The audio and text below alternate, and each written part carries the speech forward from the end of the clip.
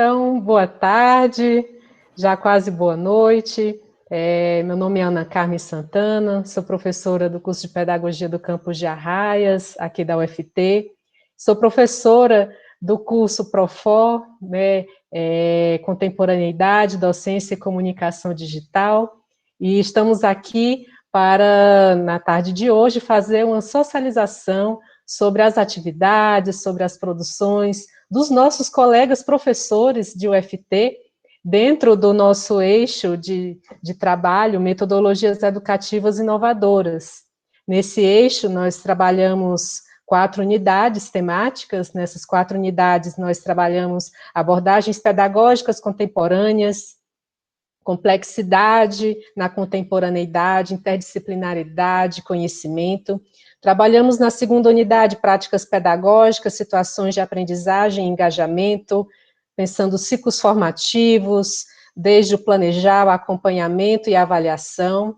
Na unidade 3, nós trabalhamos a aprendizagem baseada pela pesquisa, simulações e ferramentas digitais. E na 4ª unidade, trabalhamos grupos colaborativos para a experiência formativa. Neste curso, nós tentamos aliar, dentro desse nosso eixo, tanto aspectos teóricos, como também aspectos metodológicos, dessas metodologias que chamamos inovadoras, e também tecnologias que pudessem fazer essa triangulação, tentando propor para as atividades dos professores alguma transformação, alguma mudança em sua prática profissional. Então, a gente, no meio desse curso, também voltou às nossas atividades docentes com o ensino remoto, e nós estamos no pleno desafio de aprender e de tentar colocar um pouco do que aprendemos em prática, tentar arejar as ideias, arejar as nossas práticas, tentar ressignificar, inclusive, a nossa atuação docente diante deste contexto de pandemia do Covid-19. Então, nós teremos, na seguinte dinâmica, nós teremos representantes de 10 grupos, e esses representantes vão falar um pouco sobre essa experiência, sobre o que eles conseguiram absorver, tanto em aspectos teóricos, como também exemplos, descrições operativas, alguns desafios ou problemas, dicas de relatos de sucesso, apresentar possíveis vivências, além de tentar refletir sobre esse eixo dentro do contexto da educação na contemporaneidade. Nós vamos também trazer, ao final dessas apresentações, serão apresentações breves, em torno de 3 minutos. Ao final, abriremos espaço para algumas perguntas e fecharemos com as respostas ou dos cursistas, ou nossa, das professoras, que temos também aqui, no caso, a professora Patrícia Medina e a professora Eliane Marques, né, que também vão se manifestar. E aí, no final, a gente faz esse fechamento e o nosso webinar é exatamente isso, fazer essa proposta de socialização das experiências. Então, o primeiro grupo vai abordar sobre a unidade 1, abordagens pedagógicas contemporâneas, complexidade da contemporaneidade, pensando a questão da interdisciplinaridade e o conhecimento. Nós temos como representante do grupo 1, Adriana Martins. Ela está por aí? Olá, boa tarde, estou sim. Oi, Adriana. E aí, Olá. o que você tem a falar a partir da experiência do grupo? Certo. Então, eu estou aqui, né, representando o grupo 1. Para abordar esse tema, nós tomamos como referência, né, o texto sobre educação na contemporaneidade, tecendo reflexões a partir da pós-modernidade e a teoria da complexidade da autora Ana Carmen.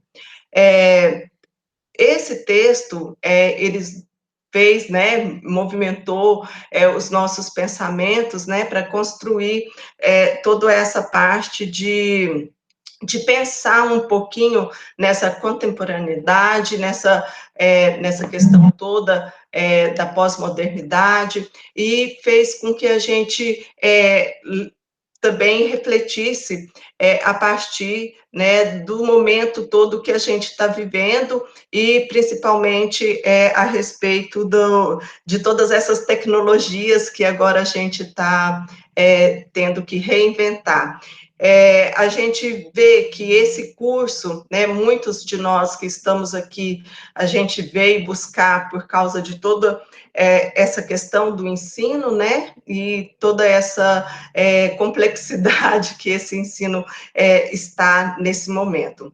E aí, então, o texto, a autora propõe que a gente, fomentar um debate sobre as abordagens pedagógicas contemporâneas.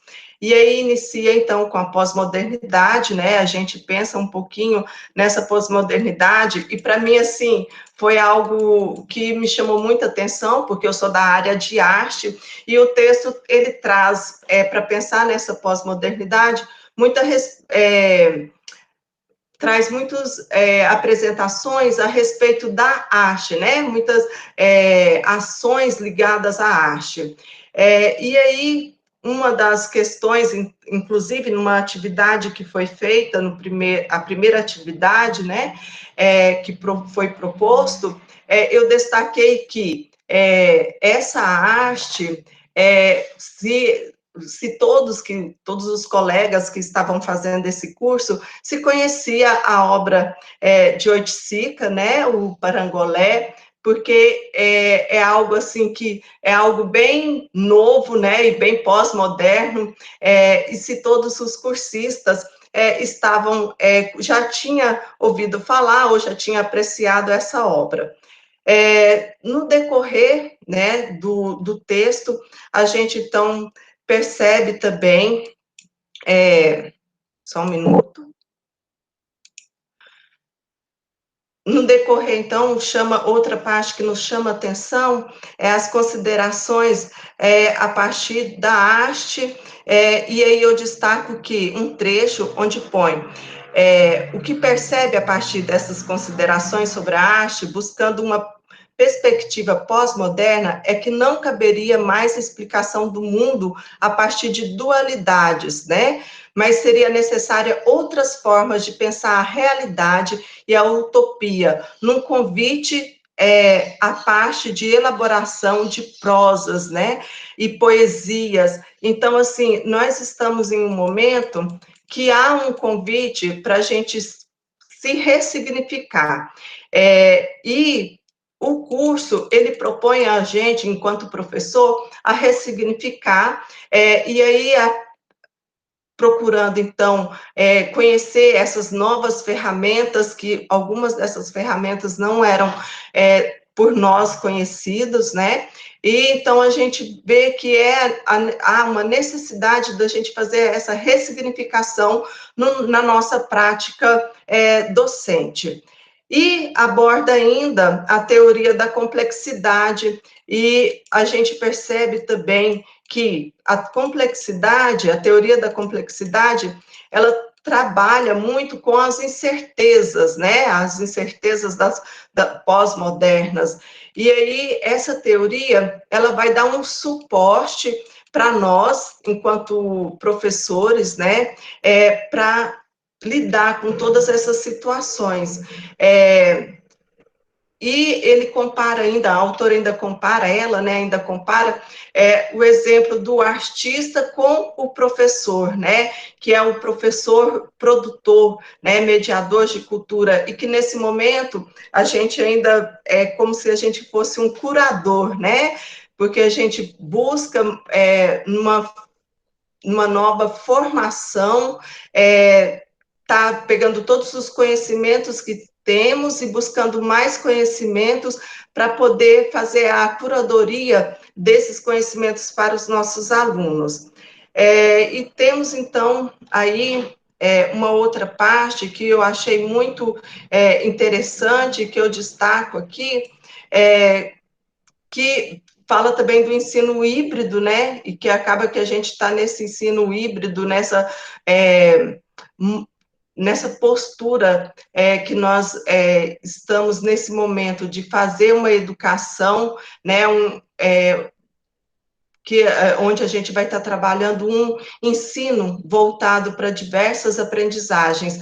E aí a gente vê vários autores, como Morin, Sacristã, o próprio Paulo Freire, que nos leva a pensar todas essas questões da educação, né? Então, seria essa instabilidade, e esse momento que nós estamos agora, né, que é a educação na contemporaneidade, nós deparamos com uma instabilidade, né, uma instabilidade causada por mudanças sociais, culturais, e tudo isso vai refletir em nossas ações. E esse reflexo das nossas ações é onde a gente percebe que nós estamos em um curso, a gente vê 2 turmas, são turmas numerosas, e que por todas essas questões do momento, né, que nós estamos vivendo, faz com que a gente venha a se ressignificar para que a educação realmente aconteça e que ela possa cumprir com o seu papel, né, desempenhar o seu papel, que é estar fazendo a formação das pessoas, dos estudantes, e aí a gente, então, se depara com essas novas ferramentas, né, e eu vi no curso a gente fazendo toda essa, estando disponíveis, né, na verdade é isso, estando disponível para aprender e a utilizar essas novas ferramentas. Então, o curso, nesse primeiro tópico, a gente vê que há um convite para a gente se mover, sair do nosso lugar, né, do que a gente estava acostumado, a se deparar com novas ferramentas e fazer com uma interdisciplinaridade, uma ligação mesmo pedagógica desse momento que estamos, e a gente sabe que daqui para frente não seremos mais os mesmos, né? Porque muita coisa a gente vai ter que ressignificar e já estamos ressignificando. Muito obrigada, Adriana. Exatamente, já estamos em movimento. Muito obrigada por suas considerações. Vamos seguindo as apresentações. Agora temos a Dani. Oi. Eu acho que a gente tem um problema aqui na transmissão. E eu queria, antes de entrar a segunda apresentação, passar um link e pedir para os que vão apresentar, pode ser isso sequencialmente, só para entrarem aqui no link que eu vou mandar, por gentileza. Pode ser? Você vai mandar um link para uma nova sala? É coisa simples. Eu já mandei o link aí. Quem for apresentar, se possível, entrar nesse link aqui, porque a gente está com algum problema na transmissão para o YouTube, apesar que alguém me disse, né, e fez muito bem, inclusive, estava convidando as pessoas para virem aqui para o Google Meet, já que nós temos ainda espaço na sala, tem 66 pessoas, né? Oi, André, desculpa, fui eu, Adriana, que coloquei o link lá, porque eu montei a sala ontem com o Rafael para transmissão, e não sei, você acha que vai conseguir transmitir em outra? Não, eu só estou tentando resolver aqui, mas se está... Eu acho que é melhor deixar assim, eu coloquei o link lá e vou repostando, porque senão a gente atrasa mais ainda. Beleza, então continuamos assim. Aí fica gravado e a gente coloca lá. Tá bom. Continuamos aqui. Eu corto esse pedacinho e a gente posta lá, tá bom? Tá bom, obrigado. Então, podemos continuar? Sim, senhora. Então, agora nós teremos a Daniela Corcioli. Ela vai falar, a partir da nossa unidade 2, não é, Daniela? Sobre as práticas pedagógicas, situações de aprendizagem e engajamento, a partir do ciclo formativo Planejar, Acompanhar e Avaliar. Com você, viu, Daniela? Obrigada. Bom, eu sou a professora Daniela, do campus de Porto Nacional, curso de Letras, tá bom? Então, ficou decidido no nosso grupo, né, que eu seria a representante do grupo, então eu estou aqui falando em nome de todos. E para nós, o sentido maior desse curso para nós foi a reflexão em relação à educação, né? E o que essa educação espera e o que ela pode oferecer para o cidadão do futuro, né? As nossas crianças, os nossos jovens. E aí, uma das coisas que ficou mais pungente na gente, enquanto cursistas, enquanto professores, foi a questão do papel do professor, né, nessa formação do cidadão do amanhã. E aí, quando nós pensamos na educação tradicional a qual nós fomos educados, né, baseada na transmissão de conhecimentos, e aí que gera, e assim, parte de uma concepção de adulto que leva a adultos mais passivos ante as intempéries da vida. E quando nós partimos de uma concepção onde a educação deve levar à emancipação e ao posicionamento e à proatividade do cidadão na sociedade, e quando nós pensamos que o mundo não está pronto, né, mas ele está em construção, e é por isso que nós precisamos de cidadãos proativos, aí nós pensamos no papel do professor, que ele não mais pode ocupar o papel central na aula. E esse curso, ele veio muito a calhar, principalmente nesse momento que nós estamos vivendo no mundo, né? Com a questão da pandemia e com a questão da utilização dessas tecnologias digitais. Porque nós não somos nativos digitais. A maioria dos professores que estão aí, eles aprenderam a lidar com essas tecnologias, muitos deles, inclusive eu, depois de adultos, inclusive, né? Ou seja, nós não temos e provavelmente nós nunca vamos ter a mesma facilidade, a mesma facilidade mesmo de lidar com as tecnologias que os nossos alunos têm.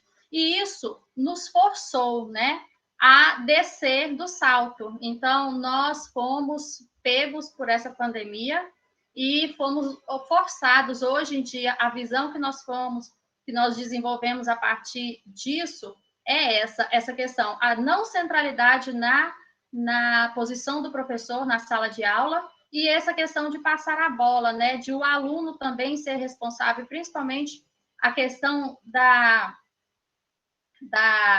do protagonismo do discente, do protagonismo dos nossos alunos nas salas de aula. E aí, quando a gente pensa nisso, nós, e resgatando, né, as metodologias ativas, que é o tema da nossa fala, nós vemos como que essas metodologias ativas podem ajudar no desenvolvimento de diferentes habilidades de aprendizagem e da valorização, principalmente da valorização da autonomia, e contribuir, assim, com a formação de um cidadão mais consciente do seu papel social, do seu lugar no mundo. E também, uma das outras questões que a gente viu mesmo também, é essa questão de desenvolver o senso de responsabilidade, né, no nosso aluno, a responsabilidade pelo próprio aprendizado. E com isso nós geramos a questão do empoderamento e da emancipação. Um dos nossos focos de trabalho no grupo foi a questão do PBL, né, do Problem Based Learning. E com ele nós buscamos e nós tentamos entender e ressignificar os processos de ensino e aprendizagem, e também a principal questão é a questão da relação entre a teoria e a prática, né, que se transformou em outro tipo de relação. Não mais a teoria é aquela questão soberana e nem a prática está subordinada a ela, mas ambas elas se tornam complementares uma à outra, né? E com base nesse estudo que nós planejamos, no caso, uma das questões que nós fizemos durante o curso, que foi o planejamento de uma unidade de ensino, de uma aula, nós buscamos desenvolver a cultura formativa em que se ampliasse esse protagonismo discente e também a questão do desenvolvimento e ampliação da reflexão e o despertar da consciência sobre uma realidade atual.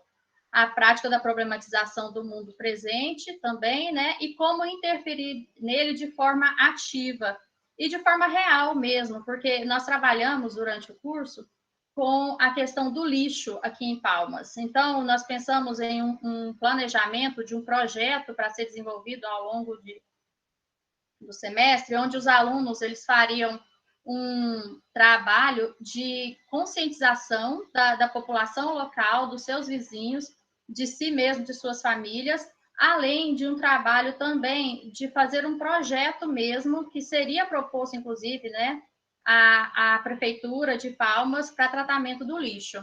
E aí, nesse projeto, nós veríamos coisas, por exemplo, como discussão do conceito de lixo, o que significa lixo para eles, o conceito de jogar fora, o que é esse jogar fora e o descartar também, o que isso implica. Aí as relações de conhecimentos prévios com os conhecimentos científicos ligados à problemática do lixo urbano, propor iniciativas individuais e coletivas para a solução dos problemas, né, com o lixo na comunidade, e coisas desse tipo. Ou seja, era um projeto que nós assim, trabalhamos justamente pensando nessa questão mesmo, de ser uma coisa real, como propõe, né, o PBL, um problema real, numa solução aplicável e passível, né, de acontecer. E, ao final do projeto, os alunos teriam em mãos, então, nós todos, esse projeto, que seria, né, no caso, apresentado à prefeitura e seria discutido com a comunidade, e, com isso, eles se veriam enquanto autores da própria história e cidadãos, né, assim, né, como se diz, o cidadão pleno, né, desenvolvido e proativo e trabalhando em prol da sua comunidade. Acho que é isso. Se eu esqueci alguma coisa, me desculpem. Obrigada. Mas foi muito bom, Daniela, a questão do trabalhar o planejamento a partir de um problema concreto e soluções concretas também, né? Exatamente, o PBL, ele tem essa proposta, vocês fizeram um trabalho brilhante. E agora, dando continuidade, nós temos aí sobre a unidade 3, aprendizagem baseada na pesquisa, simulações e ferramentas digitais, o Marcos Gontijo. Cadê o Marcos? Estou aqui. Bora, Marcos. E aí, Vamos. Estamos te ouvindo, tudo bem? Tudo bem. Boa tarde a todos. Eu vou compartilhar um link, né, de uma apresentaçãozinha que eu fiz lá no Ting Link. Gostaria que vocês, né, logassem, por favor.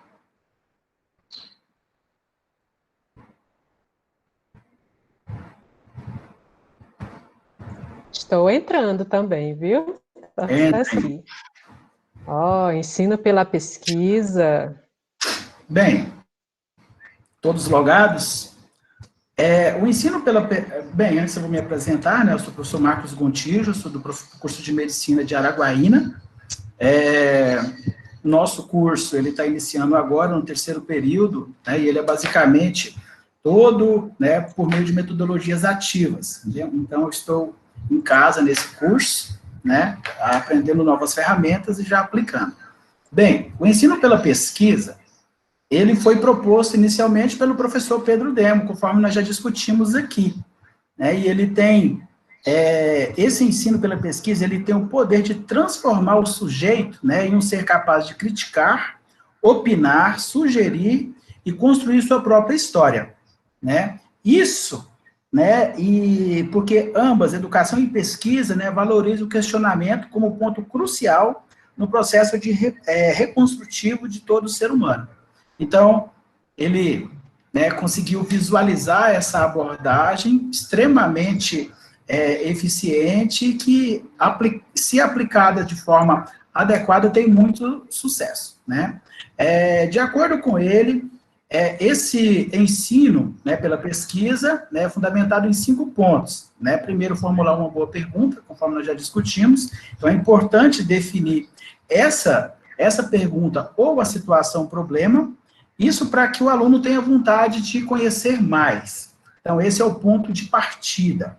Segundo ponto seria indicar fontes, né, confiáveis, de qualidade. Então, os materiais, né, eles têm que ser os melhores, os mais atuais, os mais relevantes, para o aluno realmente ele não entrar em equívoco. Terceiro, que é o mais importante, é ensinar a interpretar. A interpretação é o ponto mais importante para o aluno conseguir, né, ter o resultado esperado. Quarto, orientar a produção da escrita. Então, a escrita, ela é um momento importante, né, para o aprofundamento do assunto e é a parte de crescimento. E, por último, é a socialização. Os alunos devem sempre apresentar os seus resultados em periódicos, em eventos, em murais, em seminários. Então, de acordo com o professor, esses são 5 passos para o ensino pela pesquisa ser eficiente. Bem, por que é viável a formação pela pesquisa? O nosso grupo, o grupo 3, nós enumeramos 9 pontos que nós consideramos que faz com que essa forma de abordagem seja eficiente. Primeiro, que auxilia no processo formativo.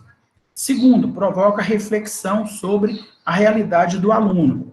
Terceiro, possibilita o desenvolvimento científico. Quarto, proporciona praxis, né? Teoria, atuação e vivência. 5, gera produção acadêmica ou materiais didáticos. A sexta, atende a demanda, né, da população. 7, o aluno aprende fazendo, né, com significado prático e aplicável. O 8, o aluno aprende ensinando. 9, né, o aluno assume a responsabilidade, né, pelo desenvolvimento e pela sua maturidade. Esses são os pontos positivos. Quais são os desafios? Aí nós temos, o nosso grupo também enumerou 9 desafios. Qual que é o desafio de ensinar pela pesquisa? Bem, o primeiro é romper com a passividade na relação aluno-professor. Né? Então, tem que ser uma relação ativa, né, construtiva, e essa é uma barreira que tem que ser rompida. Segundo ponto, que é um desafio, refletir acerca da contemporaneidade. Então, é importante, né, que tanto o professor como o aluno estejam, né, com essas reflexões constantes. Número 3, romper com a ideia do conhecimento pronto e acabado. Então, entender que o conhecimento, ele é dinâmico e ele sempre vai avançar. Número 4, relacionar a investigação ao contexto social. Difícil, né? Geralmente, esse é um problema sério. Quinto ponto, realizar pesquisa de campo em tempos de crise sanitária e financeira e de acortes dos recursos. Então, nós estamos num momento difícil, né, para a aplicação dessa metodologia, por causa da nossa situação momentânea. Sexto, associar o ensino, pesquisa e extensão nos programas, planos e projetos. Então, encaixar os alunos nas nossas atividades. Número 7, superar a restrição devido ao pequeno número de alunos que têm acesso ao laboratório. Nós ainda não temos espaço para todos os alunos. Então, isso acaba selecionando alguns e excluindo outros. 9, disponibilizar muito tempo diário. É necessário que o aluno ele tenha um tempo grande, né, para pesquisa. E número 9, manter a mente sempre disposta a desfazer-se de conceitos e adquirir novos conceitos. Bem, então, essa é a nossa apresentação, e basicamente é isso, e eu, né, passo a palavra para a professora. Marcos, muito obrigada, que coisa bonita ver o Ting Link em prática, não é? Já relacionando o que aprendeu e mostrando aqui para a gente, ficou muito bacana, além de refletir sobre o conteúdo também abordado na unidade, vocês estão de parabéns. A unidade 4 agora vem discutir sobre os grupos colaborativos para a experiência formativa, e aí a Daniele Ribeiro, que vai fazer a fala a partir do grupo, né, do grupo 4, com você, viu, Dani? Boa tarde, gente. Me chamo Daniele, sou professora do curso de Educação Física do campus de Miracema e vou representar o grupo 4, com a unidade 4. Ficou tudo 4, né? Que, na verdade, é muito interessante. Ela traz os grupos colaborativos para a experiência formativa, que eu penso que é um fechamento de tudo que nós vimos no decorrer do curso. E já trazendo junto um desafio, né, uma metodologia diagnóstica, que é o peer, né, e um desafio que é a gamificação, desafio para nós, né, para que a gente consiga trabalhar com os nossos alunos no mesmo ambiente, que é o que a gente viu tudo. E é muito interessante porque Veiga, que é uma pesquisadora, é uma educadora e pesquisadora, ela fala justamente a diferença de 2 verbos, né, que é cooperar e colaborar. E ela traz uma importância do verbo colaborar, que ele fala que tem uma raiz no termo latino laborare, que na verdade é trabalhar conjuntamente. Eu acho que é justamente isso, né, que vem a trazer. O que seria, então, um grupo colaborativo? Né? Qual a importância dele para essa formação, para essa experiência, né? Na verdade, é uma reflexão para todos nós, uma reflexão sempre crítica, importante, né, nesse processo de formação docente que a gente vem participando, na perspectiva de colaborar, né, que foi o que foi incluso aqui nesse curso. Nós temos vários profissionais de diferentes áreas, né, que foram trabalhando em grupo e discutindo uma mesma temática com muitos olhares, né?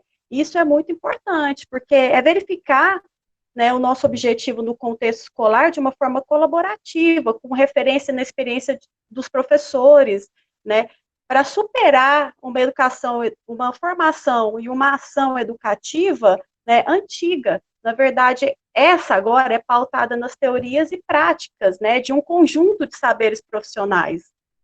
E aí, voltando, então, para o peer instruction, né, é muito interessante, porque é uma situação diagnóstica de uma forma interessante, fácil, construtiva, que faz com que os alunos, né, interajam entre si, interajam com o professor, né, a gente trabalha conceitos, hipóteses e conteúdos com questões conceituais, e a gente tem o feedback disso tudo.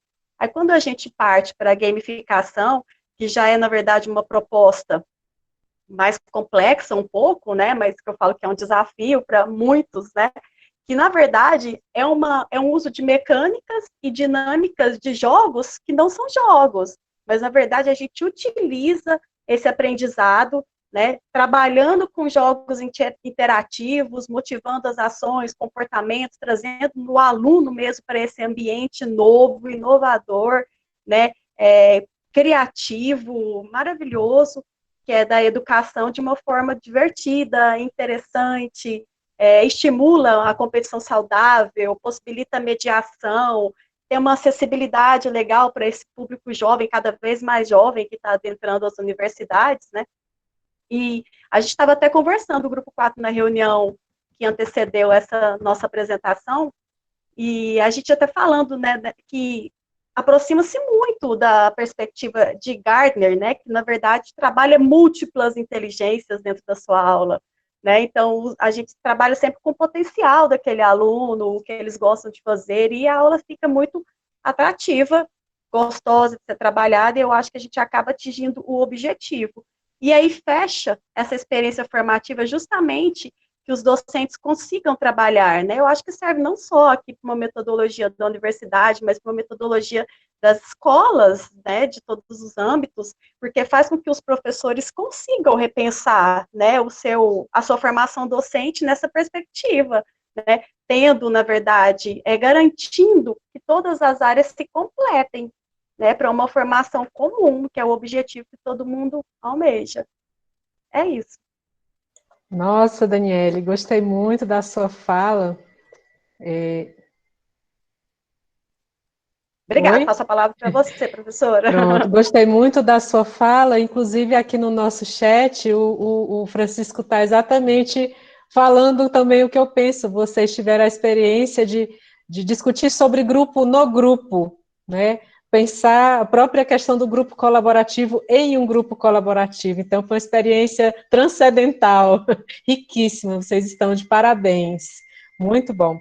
E agora nós temos o grupo 5, que vai fazer alguns apontamentos a partir da unidade 1, aspectos mais práticos, mais reflexivos, e é o Fábio Araújo, ele está por aí?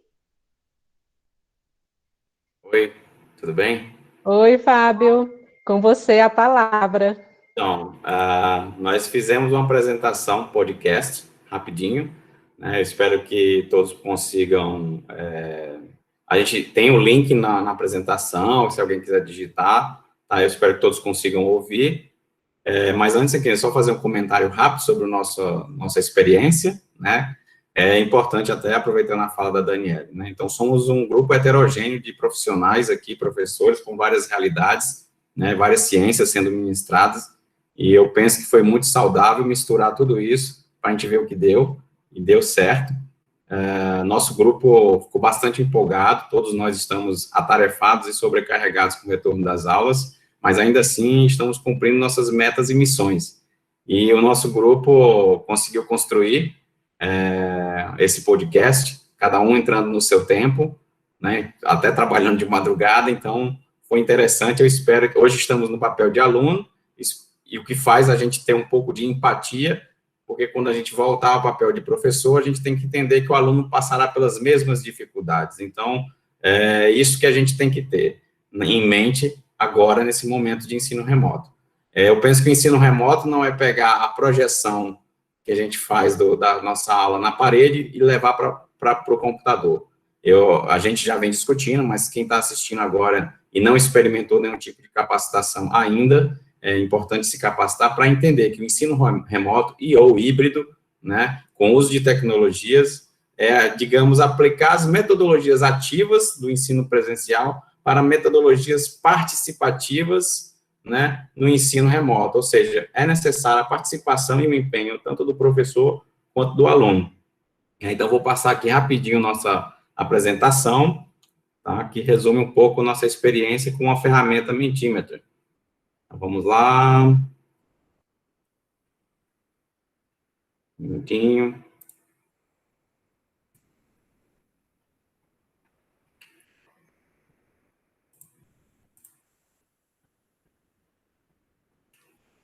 Estão vendo minha apresentação?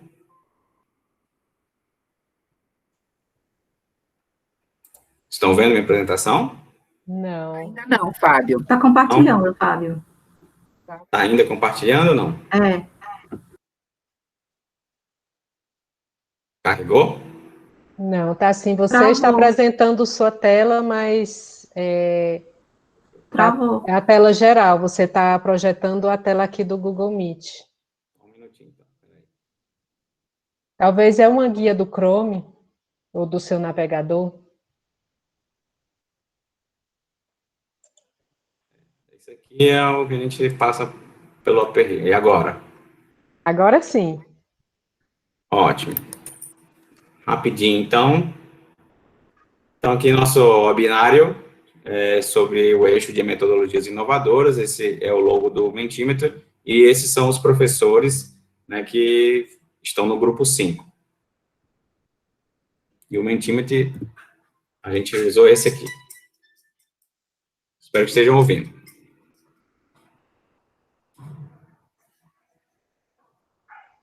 Não, não estamos ouvindo.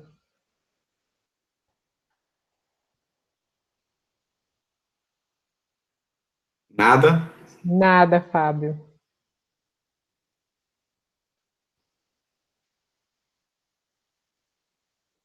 O Kelber está dizendo que você precisa habilitar o áudio para o Meet. Só um minutinho, então.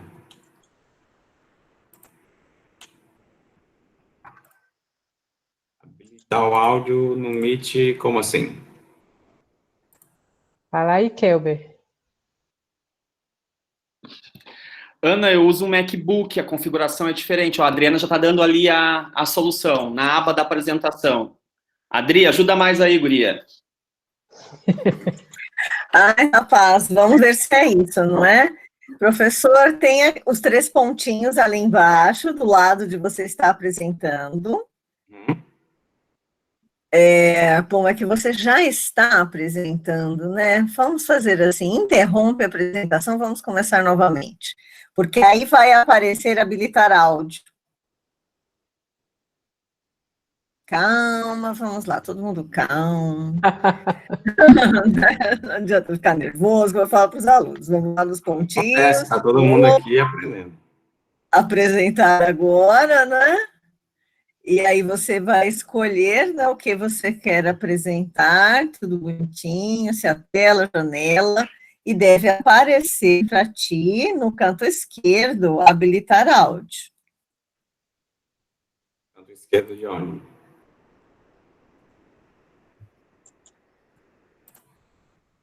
Só apareceu a telinha.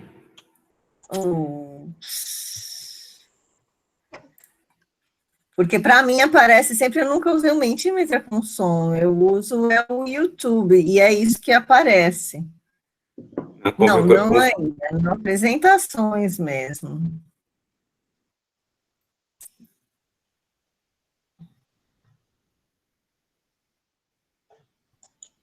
Não, é no apresentar, quando você seleciona o que vai apresentar, deveria aparecer para ti no canto esquerdo um quadradinho habilitar áudio. Mas se não te apareceu, precisa mesmo do áudio? Precisa. Porque o Meet não capta o áudio do nosso computador. Você já fez, Kelber, pelo Mentimeter com áudio? Sim, Adri. Você consegue configurar o computador e ele consegue passar todo o áudio que está rolando no seu computador.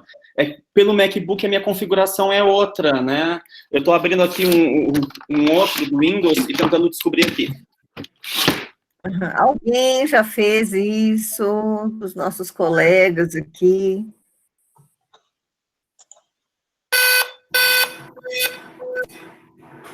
Dá eco ali. Eu vou fazer o seguinte aqui, me deram uma dica interessante, só que eu estou sem o celular, tá? Botar o celular no áudio. Então, isso que a Aline está falando, normalmente dá eco quando a gente está com o áudio do celular. Bom, vamos tentar, tenta aí. Mas eu estou sem o celular aqui, eu deixei ele lá embaixo também para não atrapalhar. Tá? Entendi. Bom, gente, então eu vou tentar resumir aqui. Eu vou tentar narrar o que eu estou ouvindo de mim mesmo, tá bom? Então vamos lá. Deixa eu ver se eu consigo aqui, ô Fábio. Deixa eu ver se eu consigo aqui. Se você consegue colocar o áudio, que a minha imagem é só mesmo para a reflexão que ela foi feita pelo Mentimeter. Eu também ia dar a opção, é um arquivo, porque eu posso projetar minha tela e vai sair o áudio desse arquivo. Eu tenho um arquivo aqui, eu posso colocar aqui rapidinho. É um podcast sobre a atividade 1, realizado pelo Grupo 5, que será apresentado como webinário de metodologias educativas inovadoras. A seguir, teremos os depoimentos Vocês estão conseguindo ouvir? dos colegas que foram gravados sobre o Mentimeter, uma ferramenta inovadora na educação remota. Olá, meu nome é Cíntia, sou professora do curso de jornalismo no campus de Palmas. Ingressei no curso do Profor com a expectativa de me preparar para o ensino remoto. A possibilidade de conhecer metodologias inovadoras e colocá-las em prática nas atividades do Profor tem sido uma experiência de muito aprendizado. Não conhecia o Mentimeter e, na realidade da pandemia que vivemos hoje, utilizar esse recurso digital pode criar interações em tempo real que vão estimular mais os discentes no ensino remoto. Olá, sou o Jefferson, professor de Pedagogia do campus de Tocantinópolis. Faço um destaque para a atividade da Unidade 1, desenvolvida por meio do Mentimeter, como uma forma de possibilitar e ampliar as práticas pedagógicas para os professores desenvolverem no ensino remoto. Ao mesmo tempo, destaco a importância dessa atividade como uma forma de ampliar os conteúdos e desenvolver os feedbacks dos participantes envolvidos. Olá, eu sou Simone, professora do curso de Turismo de Araguaína. Entrei perdida e sem noção sobre o que seria o ensino remoto, mas a confusão que houve na primeira aula assíncrona me ajudou a tomar consciência do contexto do momento e eu observei como as professoras lidaram com a situação para me preparar caso algo assim me acontecesse também. A primeira atividade, envolvendo uma reflexão teórica e o uso do Mentimeter, foi ótima para me sintonizar com a dinâmica do curso e com o modo digital de aprender e de ensinar. A imagem apresentada é uma imagem construída usando a ferramenta Mentimeter. Ela representa uma reflexão sobre a relação entre professor e aluno na contemporaneidade. O Mentimeter é uma ferramenta útil para a realização de uma avaliação diagnóstica pelo professor. Essa ferramenta pode ser apropriada pelo professor e ela pode trazer diversos benefícios, inclusive estimulando a criatividade do aluno. Para iniciar a utilização desta ferramenta, sugere-se que, dentre outras particularidades do Mentimeter, utiliza-se a criação de nuvem de palavras. A nuvem de palavras pode fornecer para o professor informações precisas sobre o entendimento do aluno sobre o conteúdo ministrado.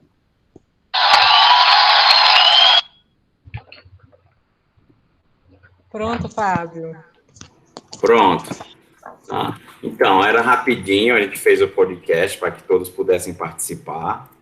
Tá? Eu queria aproveitar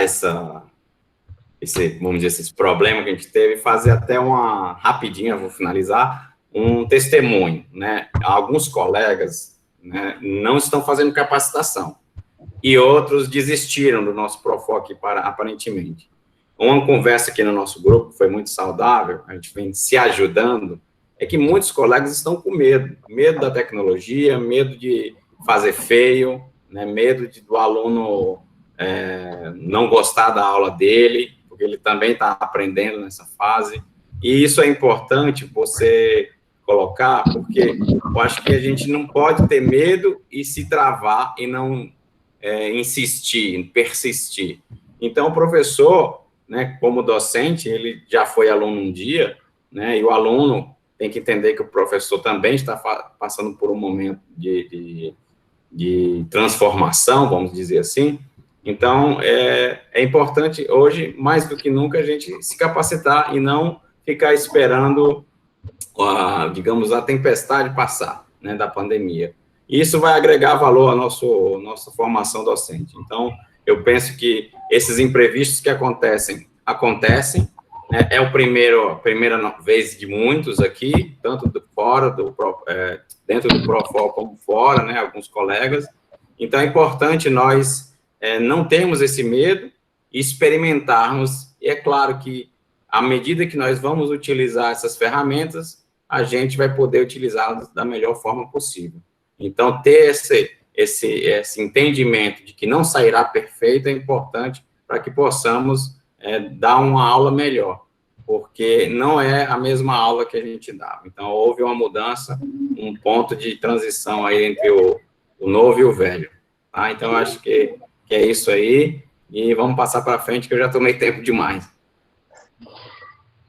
Fábio, foi muito bom, você teve aqui na própria experiência prática de como vivenciar essa questão da complexidade dentro da educação, da possibilidade de se rever, lidar com os imprevistos, então foi excelente, na verdade não estava planejado, isso também é muito bom.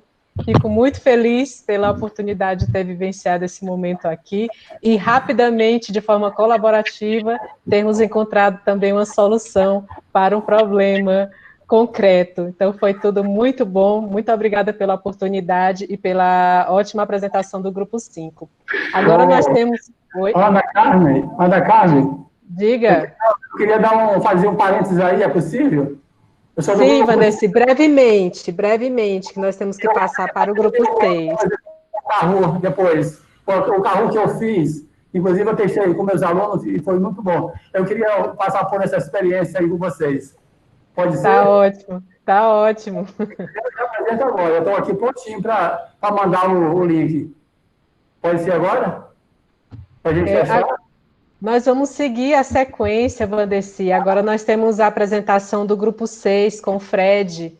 Você pode aguardar um pouquinho? Claro. Tá certo? A gente agradece, tá bom? Vamos seguir aqui. O Fred vai falar um pouquinho a partir da experiência da unidade 2, né? Vai contar para a gente um pouquinho a partir do grupo 6, o que foi refletido. Com você a palavra, Fred.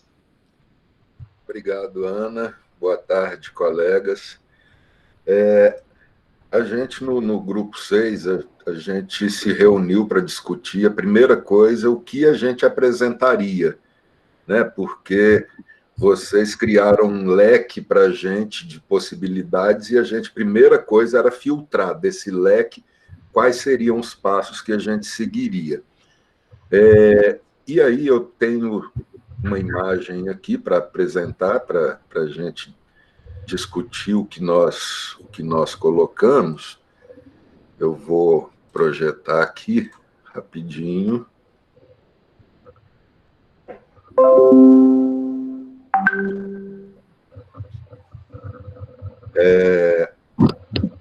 Então, o grupo 6, com essa representação ali, que a gente está para ficar louco,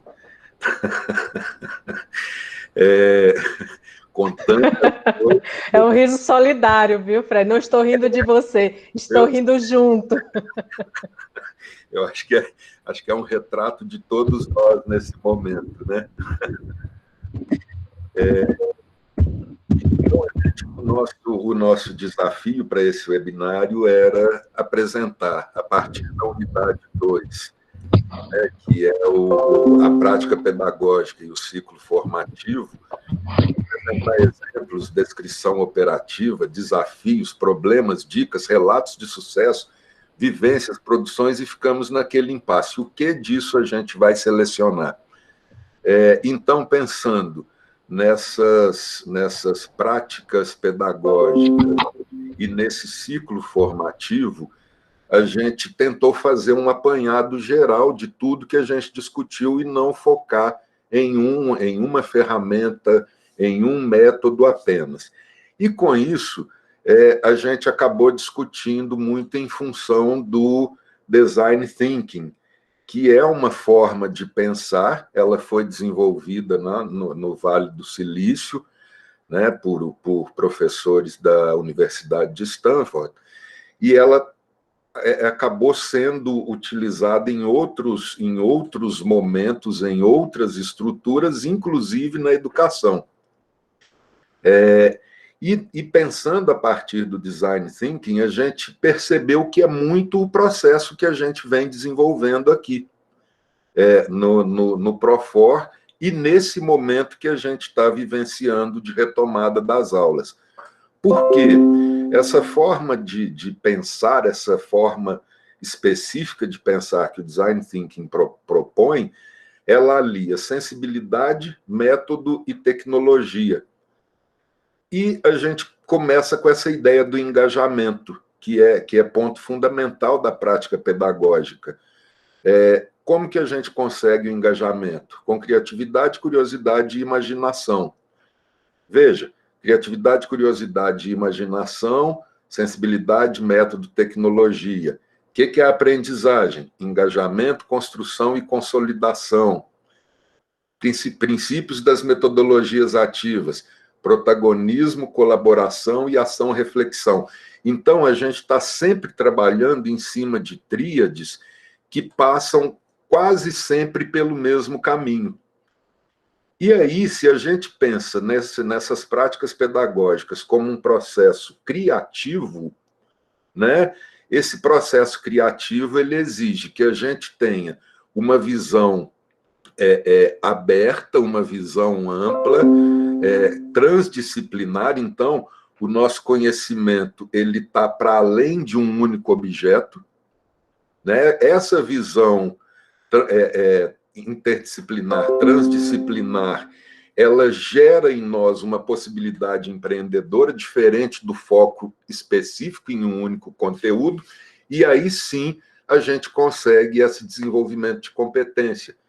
Isso é o que a gente considera o principal motivador para esse engajamento. E aí, rapidamente apresentando a estrutura do design thinking, ele pega como básico 3 momentos, que é entendimento, colaboração e experimentação. Dentre as propostas que a gente viu, que a gente trabalhou, ela fica muito próxima entre baseado em problema, né, aprendizagem baseada em problema, e aprendizagem baseada em projetos.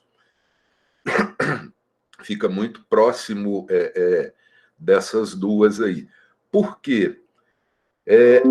A gente pensa, a partir do design thinking, nesses 3 elementos, entendimento, colaboração e experimentação, e faz esse ciclo, que vai desde a descoberta, então, no entendimento, a gente tem a descoberta e a interpretação, que passa pela empatia. Essa palavra é fundamental no processo do design thinking e no nosso processo docente também. A interpretação, quando eu me coloquei já no lugar do outro para identificar qual é o problema, ou seja, eu tenho uma vivência que já me desperta engajamento. Eu interpreto, defino o foco e passo para a ideação. Aqui tem um detalhe que talvez diferencie um pouco dos outros métodos, que é não ter limite. Na ideação, a gente abre a todas as possibilidades com geração de inúmeras alternativas. E, a partir dali, eu escolho aquela que eu vou aplicar, que eu vou prototipar. Os outros métodos, eles costumam ser mais diretos, né? Você conhece e já define a forma. Dentro do pensamento do design thinking, a gente não tem limite. Vai muito pela aprendizagem criativa na parte do brincar, que é não estabelecer os limites e pensar inúmeras possibilidades. E a partir dali, a gente vem com uma solução, identifica uma solução, aplica essa... Volta. Isso, eu te dar o toque para voltar à tela. Muito Isso. bem, obrigada. Então, nessa ideação, a gente pensa em todas as possibilidades, é um processo, a ideação e a experimentação, que é a construção desse protótipo, dessa metodologia específica que eu vou utilizar, é um processo colaborativo, sempre ligado àquela questão empática, e, por fim, eu vou para o teste e para a iteração. Não adianta simplesmente eu testar, porque eu tenho que, além de testar, retomar o processo para correções e o processo de iteração, que vai pela repetição até que sejam feitos todos os ajustes. Ou seja, é uma ruptura com a forma tradicional de ensinar e pensar que exige essa reconfiguração de saber. E um exemplo muito bom disso aplicado na educação é uma escola que foi desenvolvida no Peru, a Innova School, que ela foi toda baseada no processo do design thinking. Ou seja, desde a configuração do prédio aos métodos, capacitação dos professores, metodologias ativas, tudo pensado a partir do se colocar no lugar do aluno, sentir o que ele precisa, observar sua capacidade, observar sua demanda, ou seja, a sensibilidade, estabelecer os métodos e aí sim apresentar um resultado que possa ser avaliado e tornado prática para alcançar o objetivo. Então, essa é a nossa síntese do que a gente conseguiu captar lá da unidade 2 e ainda assim trazer mais um ponto para essa discussão nossa. Nossa, Fred, muito obrigada. Essas imagens, né, a gente já falou ao longo do curso, são muito, eu posso dizer, criativas e que nos proporcionam também a possibilidade de criar a partir delas, né, de pensar e refletir, e realmente o design, né, dos ambientes, das ideias, do conhecimento, também são formas modernas da gente tentar pensar, no caso que você trouxe esse exemplo ao final, da criança, desde criança, perceber esse sujeito como um cidadão, né, e isso, acho muito bonito a forma como você apresentou e representou o Grupo 6. Muito obrigada pelo seu relato. Agora, na sequência, no Grupo 7, nós temos exemplos, né, reflexões aí a partir da unidade 3, e a fala do Davi Gabriel. Ele está por aí? Sim, professora Ana, boa tarde. Oi, Davi, tudo bem? Boa tarde. Então, está com você. Ok, obrigado. Boa tarde, demais colegas. Eu vou apresentar para vocês um dos produtos que nós criamos, eu e meu grupo, a partir do tema do em ensino pela pesquisa. Então, o que eu busquei foi já aplicar essa metodologia no desenvolvimento daquele infográfico animado. Então, foi pedido para a gente, como atividade, a criação de um infográfico sobre o ensino pela pesquisa, e eu já aproveitei para colocar essa metodologia no desenvolvimento do infográfico. Então, primeiro, eu formulei como pergunta como construir um diagrama animado. Então, inicialmente, eu tentei buscar algo que fosse diferente, que pudesse chamar a atenção dos alunos, então optei por um que fosse, mesmo que parcialmente animado. Então, o segundo passo era pesquisar as fontes, então busquei sites de criação de conteúdo interativo. Quando a gente pesquisa lá no Google Animated Infographics, uma das primeiras opções é o site visme.co. Então, eu nunca tinha utilizado ele, e já tinha visto apresentações, mas não conhecia o funcionamento para a criação. Então, deixa eu só compartilhar a tela aqui para vocês, para mostrar como foi o processo.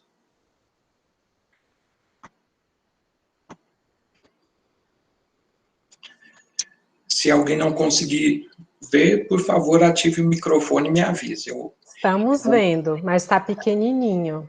Isso, essa é a tela inicial do site. Então, aqui, o primeiro passo foi tentar interpretar, que é o terceiro passo lá da metodologia de ensino pela pesquisa, interpretar como ele funciona, tentar adquirir o conhecimento. E por se tratar de uma interface bem amigável, foi bastante simples.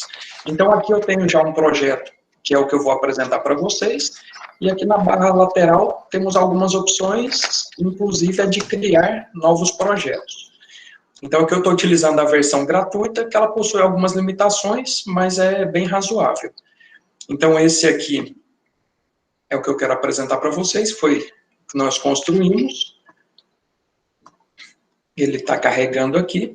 Então, a gente vê aqui que ele parece até aqueles editores de imagem, ele possui bastante recursos aqui nessa aba da esquerda. Então, nesse infográfico, eu utilizei um template que já estava disponível, apenas editei aqui configurações de texto, imagens e a sequência. Aqui vocês têm a opção de acrescentar novas páginas como também se fosse uma opção de construir um livro interativo. Então, vocês podem ver que aqui tem várias opções de acrescentar gráficos, imagens, dados também para a criação de gráficos, mídia, áudio e vídeo, entre outros. Mas eu fiquei só no básico, que esse era o objetivo inicial. Então, aqui depois de construído, para tornar ele interativo, nós adicionamos variáveis de tempo em cada um dos elementos. Então, eu determino assim qual é o tempo e a sequência que cada um deles vão surgindo na tela. Então, se eu colocar aqui a apresentação, espero que apareça para vocês aqui. Ele vai se construindo... Apareceu, viu? Olha aí, que legal. Ele vai se construindo e mostrando meio que o passo a passo. E eu determinei essa sequência de passos aqui na construção desse infográfico. Então, é possível adicionar também comentários. Aqui é como só a opção de visualização, mas quando eu tenho o link para disponibilizar para os alunos, eles têm a opção de acrescentar comentários aqui no final, a partir daquele do DISC, se não me engano. Então, essa foi aqui o uso da ferramenta, que seria o quarto passo, né, depois de interpretar como ele funciona. O quarto passo, especificamente, é a produção escrita, eu defini ele como o uso da ferramenta. E o quinto passo, a socialização que a gente está realizando agora através desse webinar. Então, esse foi o produto que nós criamos aqui do grupo 7. Ok? Nossa, Davi, muito bom. Criaram um produto numa ferramenta diferente, muito bacana, muito obrigada pelo trabalho de vocês, do Grupo 7, ficou fantástico, brilhante mesmo, muito bonito. Estamos aqui lendo aqui os comentários, todo mundo já querendo mexer e conhecer.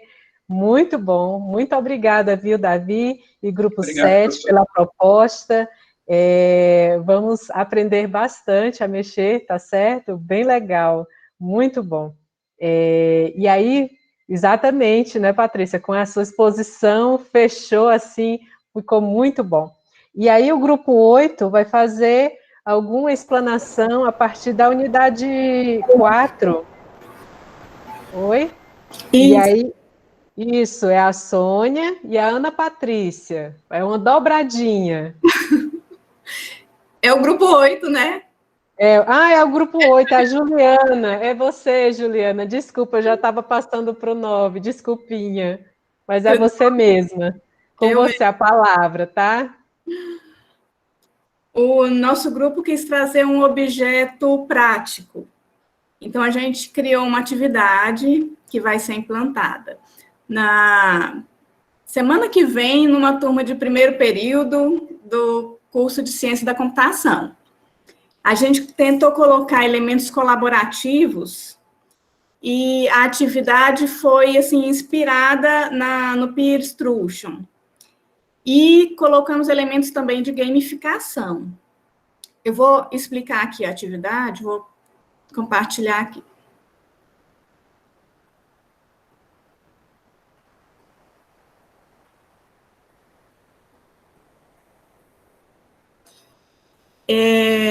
Essa turma, ela teve, naquele período, antes da suspensão do calendário, eles tiveram naquele período que não podia ter aula presencial, e nós postamos atividades no Moodle, eles tiveram 3 postagens no Moodle, então tinha ali os arquivos para eles estudarem, tinha questões para eles pesquisarem, e os questionários para eles entregarem. Eram 3 questionários, eles entregaram e o calendário foi suspenso. Não deu tempo de corrigir ou de dar devolutiva para os alunos. Então, agora com o retorno e também com a correção desses questionários, foi percebida assim, a questão de muitos erros, muitas dúvidas, e a necessidade de retomar aquele conteúdo. Esse conteúdo, ele vai ser retomado agora com a atividade que a gente planejou, que é em grupo agora, né, para acrescentar o elemento colaborativo. Então, como que vai ser? Durante a atividade síncrona, a gente vai colocar 5 salas do Meet disponíveis. Como que vai ficar disponíveis? Vou colocar o link ali no chat e vamos dividir os alunos em grupos, dependendo dos alunos que tiverem no momento, né? Divide ali em grupos de 5 ou de 4. Então, são 5 grupos, cada grupo vai ter um porta-voz do Kahoot. Esse porta-voz é aquele que vai ter um celular e também o computador, porque fica mais fácil de responder quando tem o celular, né? No computador você vai ver só as questões. Então, todo o grupo vai ver as questões e o porta-voz vai ter um celular para responder. Só que antes disso, eles vão estudar. O que eles vão estudar? Esse assunto que foi valendo como uma pré-aula, né? Pré-aula e o pré-teste, que foi justamente aquelas atividades não presenciais antes da suspensão do calendário.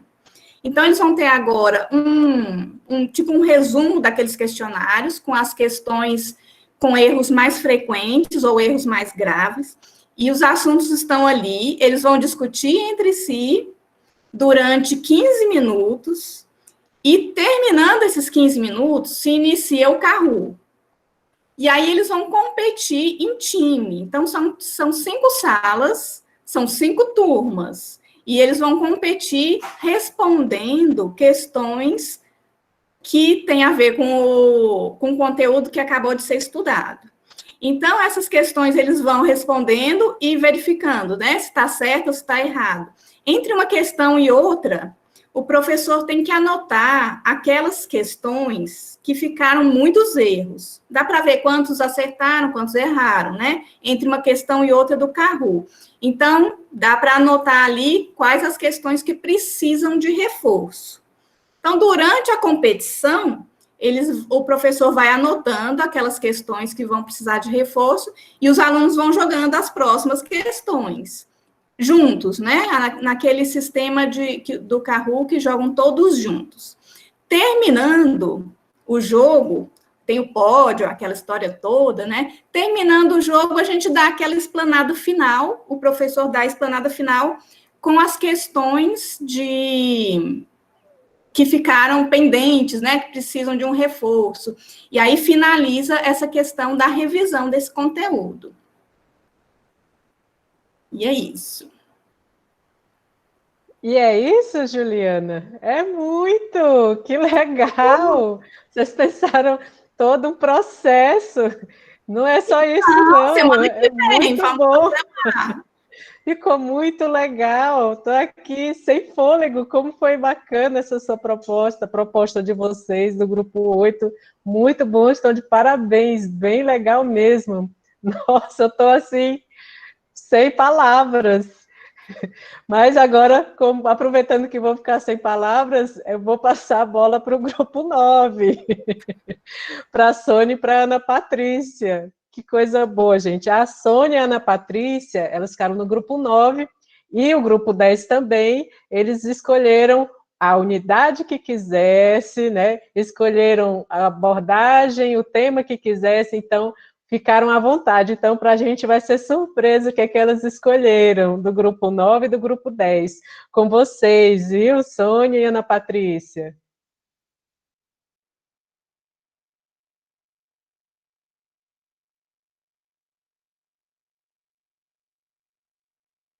Liga o fone, Sônia. A gente não está te ouvindo. Boa noite, desculpe. Boa noite. Boa noite a todos. Eu peço desculpa porque a Ana Patrícia não chegou a tempo, tá? Então, eu vou apresentar sozinho, vou ser bastante objetivo, tá?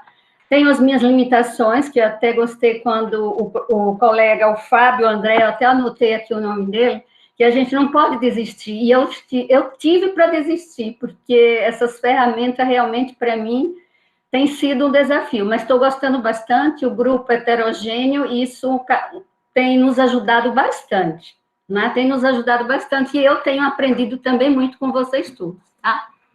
Então, o que foi que nós fizemos? É uma responsabilidade muito grande, né? Mas eu vou tentar ser bastante objetivo. Nós preparamos uma apresentação em PowerPoint de uma aula, tá? Utilizando a metodologia Educar pela Pesquisa. Então, assim, nós nos reunimos, né? E chegamos a essa proposta. Então, qual é a finalidade? Nós criamos um tema, que esse tema foi assim, procuramos de um assunto da atualidade, né? Com a problemática, que também os colegas já falou do grupo 3, que eu acho que foi o Marcos, né? Que ele já falou da importância da pergunta, da fonte de pesquisa, e foi isso que nós fizemos. Então, em termos de uma aula, né?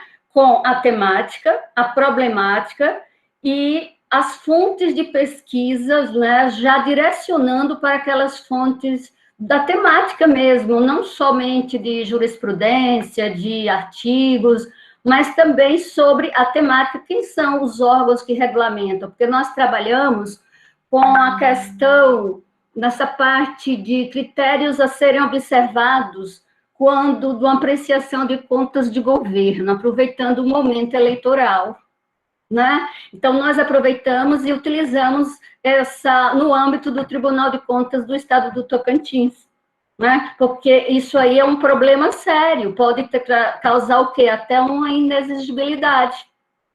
Então, uma forma que os alunos identifiquem quais são esses fatores impeditivos para a aprovação de uma conta, né? Então, isso aí foi a problemática que nós lançamos, e depois orientamos sobre as fontes de pesquisa E para interagir, porque nós temos uma obrigação, né, de orientá-los sobre as fontes, mas também como interpretar essas informações, esses dados, como interpretar, né?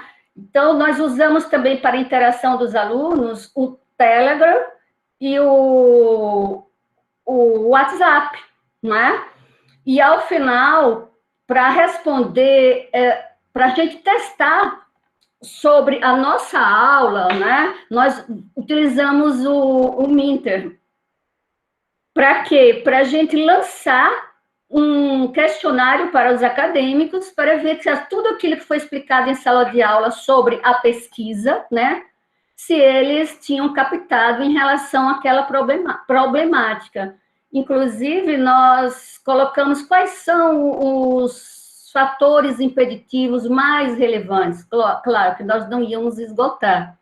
Então, colocamos só para a gente testar a ferramenta. Tá? Só para a gente testar a ferramenta. Agora eu vou pedir à colega para ela liberar aí para nós, tá? Que a Silvia ficou de colocar para nós aqui, ela já colocou. Ela já colocou o link aqui. Já colocou o link. Como é que nós chegamos a esse resultado também? Passar para a experiência do grupo. Nós resolvemos passar para os grupos nossos, né, de colegas, de professores, para que eles respondessem o que eles achavam dentro daqueles pontos, para a gente saber o resultado da pesquisa, né? Que era um questionário, só com uma questão, com uma opção, só para a gente testar a ferramenta e trazer para vocês, tá?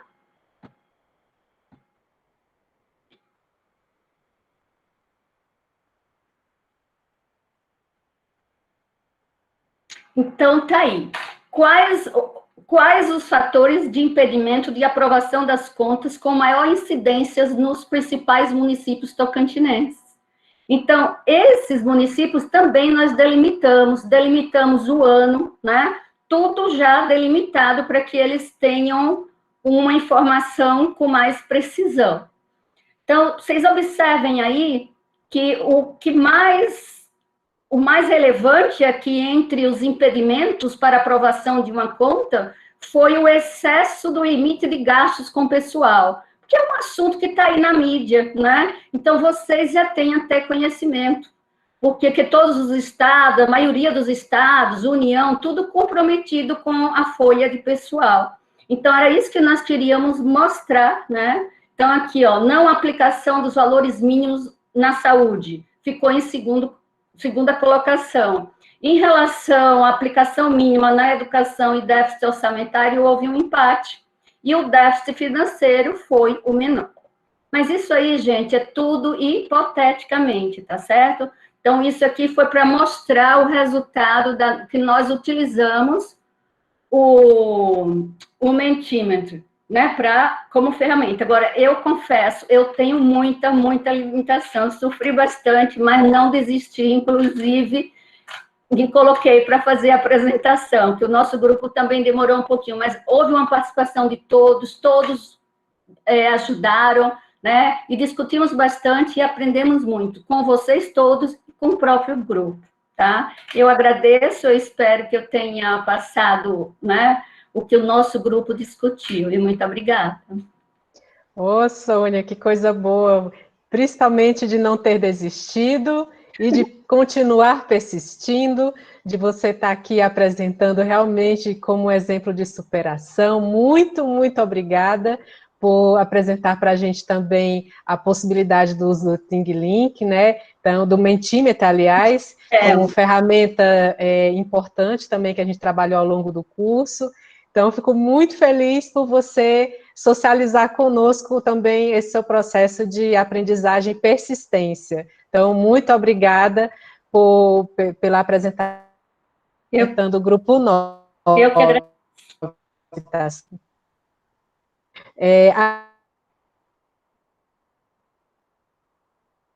Pela Juliana Bastoni, está aqui já ela. Com você a palavra, Juliana, também.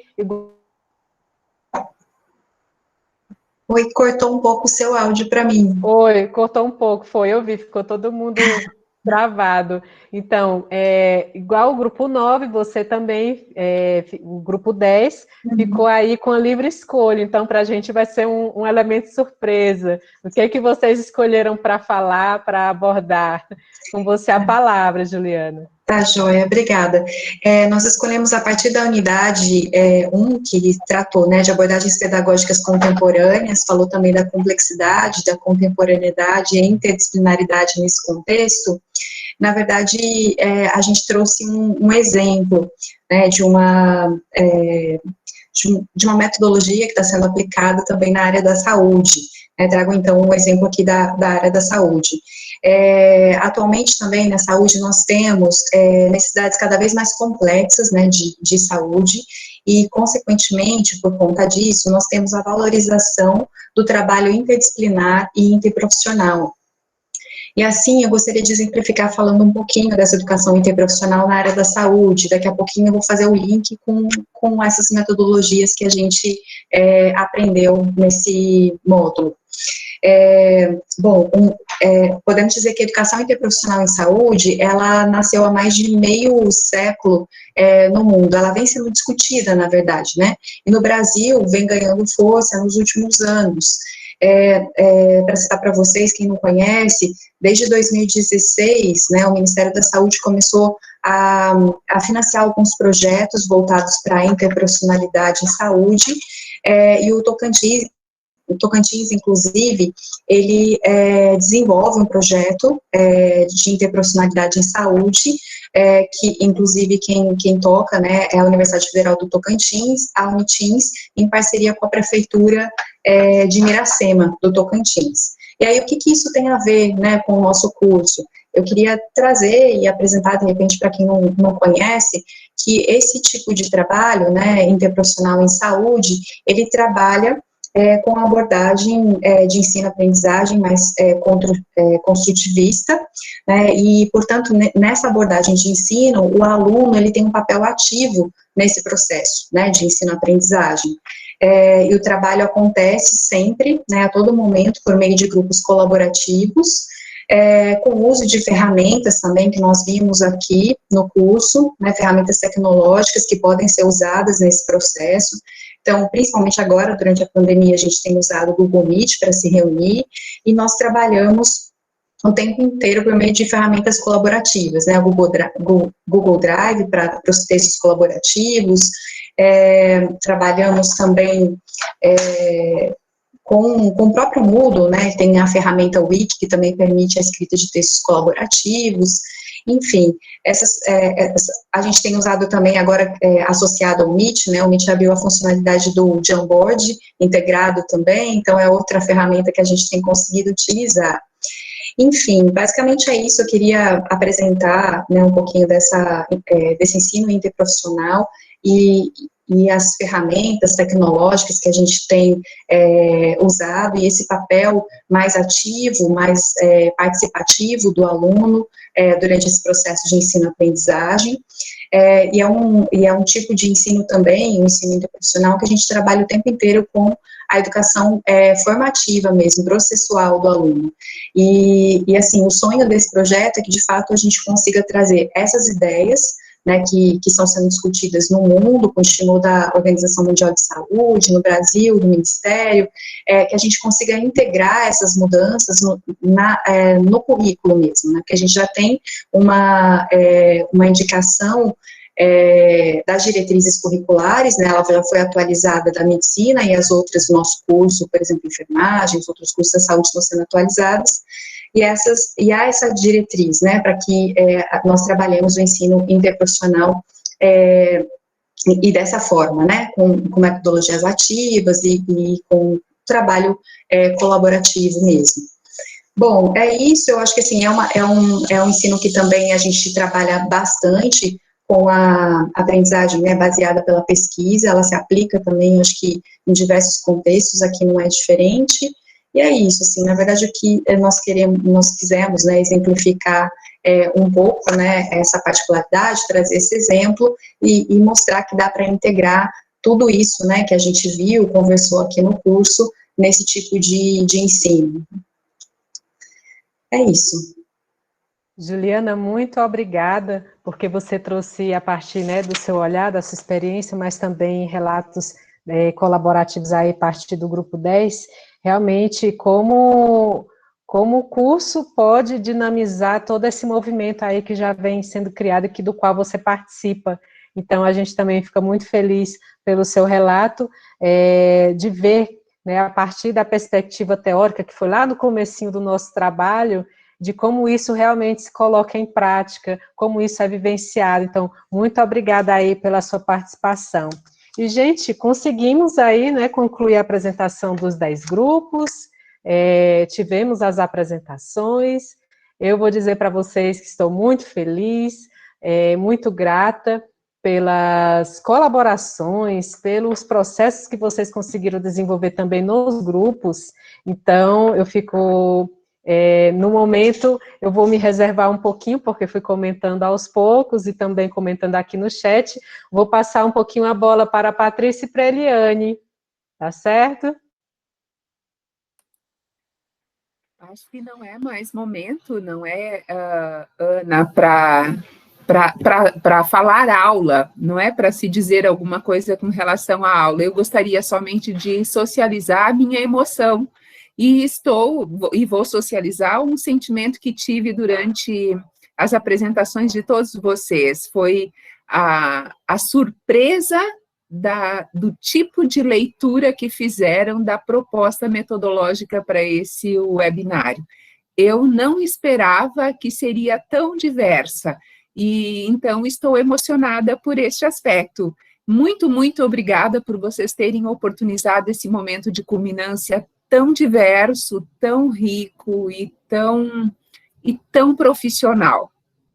Eu me orgulho de fazer parte de um grupo, não é, de professores como esse, dizer, esses são os professores com quem a gente divide a Universidade Federal. Foi muito bom. Muito obrigada. Eliane?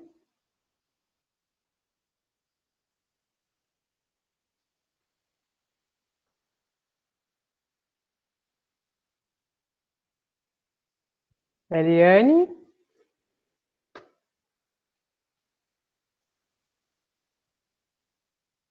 Está conseguindo falar? Não?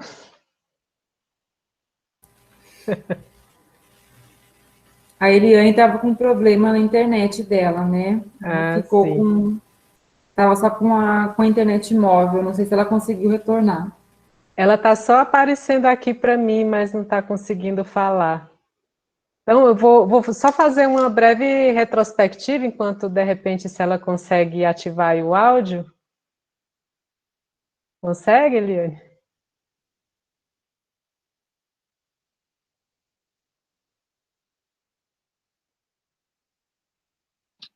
Ana, eu vou aproveitar enquanto a Eliane está tentando ali, eu coloquei no chat, vou resgatar também, um pequeno tutorial de 4 minutos de como habilitar, né, o áudio nos computadores que estão com Windows, né, uma vez agora que a gente está usando muito o Google Meet, né, uma hora quer compartilhar um vídeo animado, quer compartilhar uma música, né, colocar um fundo, como a Eliane sempre coloca também quando a gente inicia nossas aulas, então fica ali, né, um tutorial bem curtinho, bem rapidinho, tá bom? Tá bom, obrigada, Kelber, muito obrigada.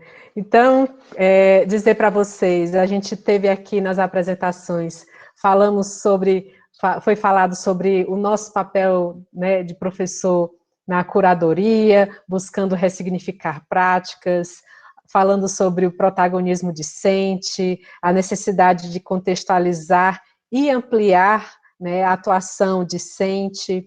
A gente viu o uso embarcado do ThingLink e também do Mentimeter, juntando tanto os conhecimentos que vocês aprenderam no curso, como também sobre tecnologia e sobre as ferramentas. A gente ouviu aqui também falar sobre a importância do processo de colaboração e também da relação dentro do processo, tanto diagnóstico quanto a gamificação. Ouvimos falar também sobre a complexidade, não só ouvimos falar, mas também vimos aqui na prática a complexidade, lidar com o imprevisto, lidar com o imprevisto. Quem é? Valquíria. Oi, Valquíria, tudo bem?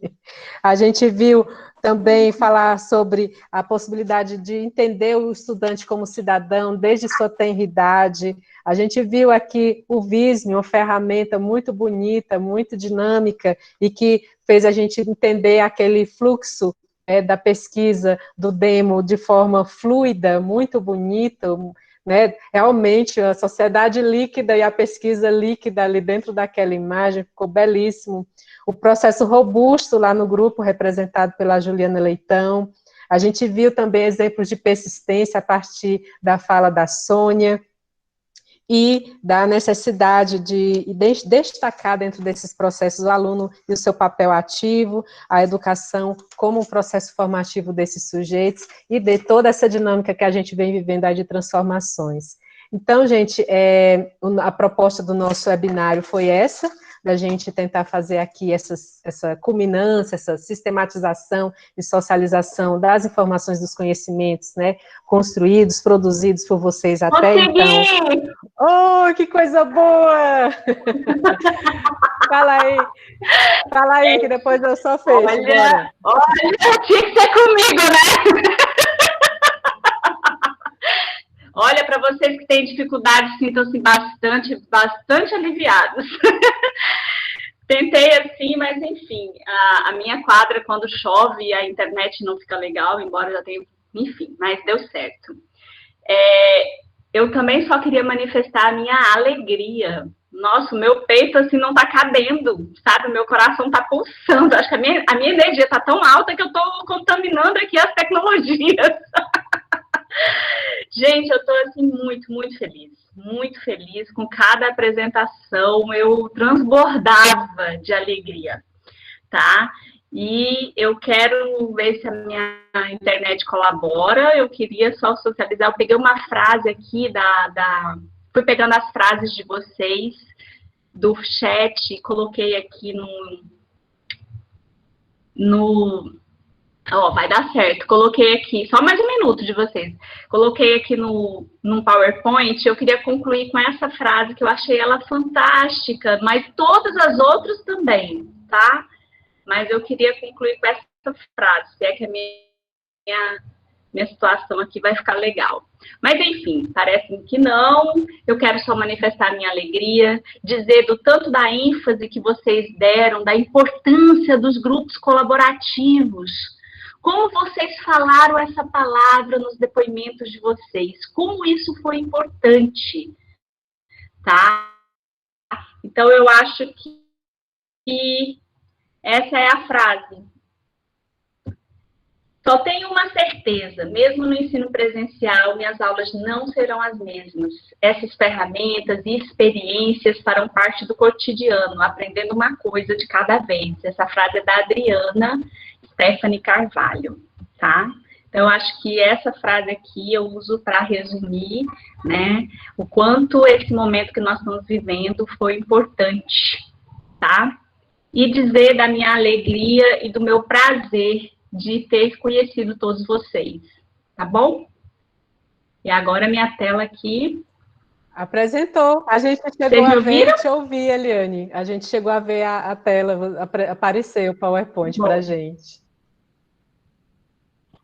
E fiquem aliviados, tá? Se der esses bugs, se der esses problemas na internet, se começar a chover, as coisas podem acontecer, mas não percam o rebolado, tá? Façam como eu.